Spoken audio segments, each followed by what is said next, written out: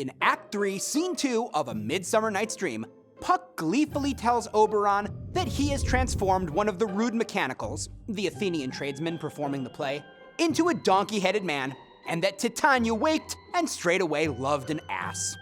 He also says he's put the magic flower nectar on the eyes of the Athenian youth, as Oberon wanted.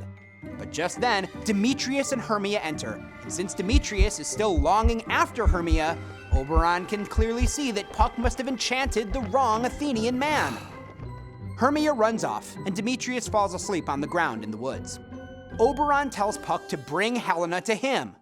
After Puck goes to get her, Oberon anoints Demetrius's eyelids with the flower nectar. Puck then returns, telling Oberon that Helena and Lysander are coming, finding the whole scene entertaining. As Lysander professes his love for Helena, Demetrius wakes up and sees Helena. Then he instantly falls in love with her also. Helena is convinced the two men are mocking her. Hermia enters and is completely confused and dismayed because Lysander and Demetrius are now both head over heels in love with Helena, whom the two men begin fighting over. Hermia becomes angry with Helena for stealing her lover. The men leave to duel, and the women flee in different directions.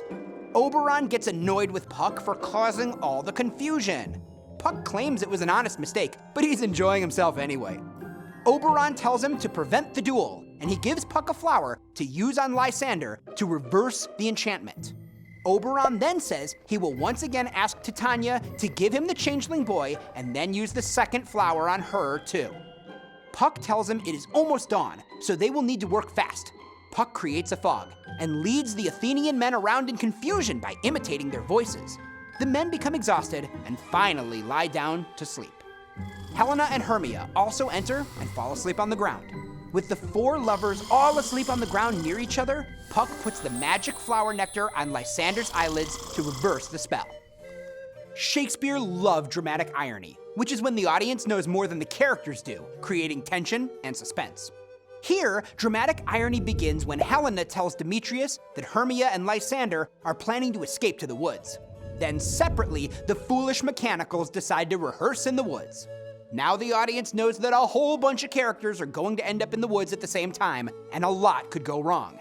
When it becomes clear that Oberon has seen only one Athenian man, the audience has seen a second Athenian man, and they know that his plan could go wrong. Oberon and Puck are the audience for the lovers' play. In an interesting reversal, Puck becomes an actor in this play, as he imitates the voices of Lysander and Demetrius to lead them astray.